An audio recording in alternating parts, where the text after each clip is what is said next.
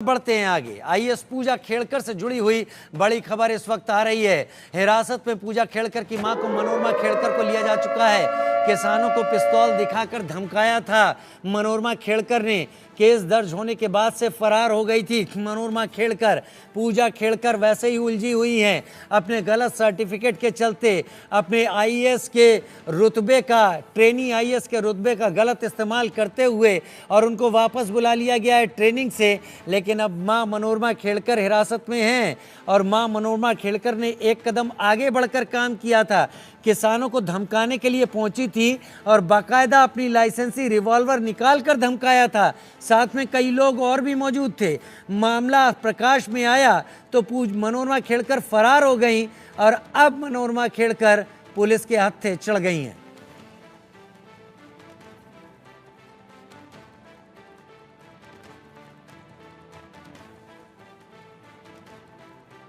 विकास श्रीवास्तव हमारे bureau chief हमारे साथ इस वक्त जुड़ गए हैं।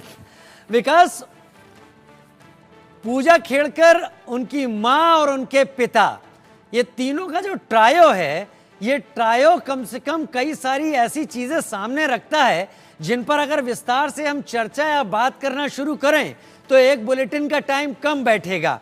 इनके पिता के द्वारा दिए गए हलफनामे, बेटी के द्वारा दिए गए सर्टिफिकेट और मां का रोल, ये तीनों अलग अलग कहानियां हैं, बड़े उलझे हुए पेच हैं। आप कैसे सुलझाएंगे दर्शकों के लिए?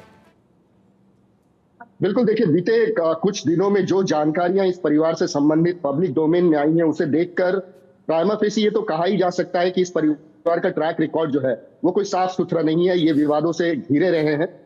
एक तरफ पूजा खेड़कर के सर्टिफिकेट्स के लेके जो विवाद हुआ वो तो हुआ ही, लेकिन माता पिता भी इस दरमियान फरार हो गए क्योंकि उन पे अलग अलग किस्म के आरोप लगे। माँ जो है, उनका एक वीडियो वायरल हुआ था मनोरमा खेड़कर का, जिसमें वो बंदूक लहराते नजर आई थी और एक किसान को धमकाते हुए सुनाई पड़ी थी। और इसी सिलसिले में उनके खिलाफ आर्म्स एक्ट के तहत एक मामला दर्ज हुआ था। अब से थोड़ी देर पहले ही मेरी कुछ अधिकारियों से बात हुई। उन्होंने हमें बताया कि पुणे पुलिस की 3 टीमें जो हैं वो रायगढ़ जिले में गई थी, महाराष्ट्र के रायगढ़ जिले में, और महाड़ नाम की एक जगह है, वहां पर एक होटल में ठहरी हुई थी मनोरमा खेड़कर। वहां से उन्हें डिटेन किया गया है, उन्हें फॉर्मली अरेस्ट किया गया उसके बाद। और ये तीनों ही टीमें जो हैं वो मनोरमा खेड़कर को लेकर पुणे वापस आ रही हैं, जहां पर आगे की कार्रवाई उन पर की जाएगी। ये वही मामला है जिसमें वो किसान को धमकाते हुए नजर आई थी।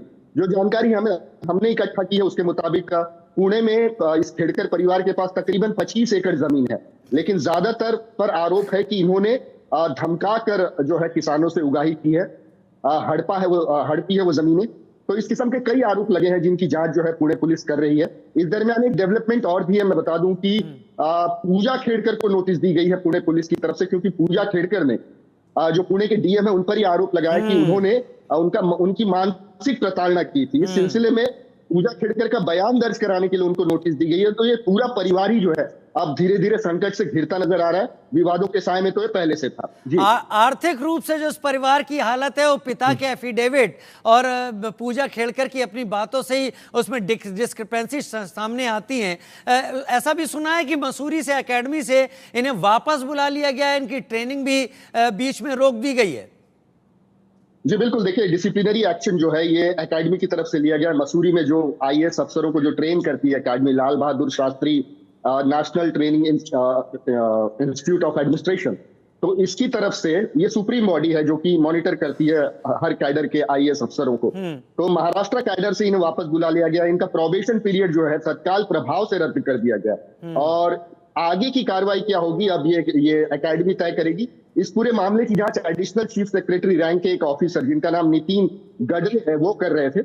उन्होंने प्राइमा फेसी पूजा खेड़कर को दोषी पाया है कई आरोपों के तहत, मसलन फर्जी सर्टिफिकेट, इसके अलावा जो हेल्थ सर्टिफिकेट, जो उन्होंने विकलांगता का प्रमाण पत्र दिया था, एक में वो खुद को बता रही थी कि 7% विकलांगता उन्होंने बताई है जो कि मिली है और 40% होनी चाहिए। विकास जी बिल्कुल, देखिए, मैं बताऊं 2018 और 2021 ये 2 सालों में उन्होंने विकलांगता के प्रमाण पत्र हासिल किए हैं। तो जो 7% वाला विकलांगता प्रमाण पत्र है वो 2021 में इन्होंने हासिल किया। हालांकि उसमें भी वो विकलांगता की डेफिनेशन में फिट नहीं बैठ रही थी, लेकिन फ्रॉडुलेंट तरीके से उन्होंने खुद को विकलांग साबित किया और वो रियायतें हासिल की जो कि एक परीक्षार्थी को मिलती है।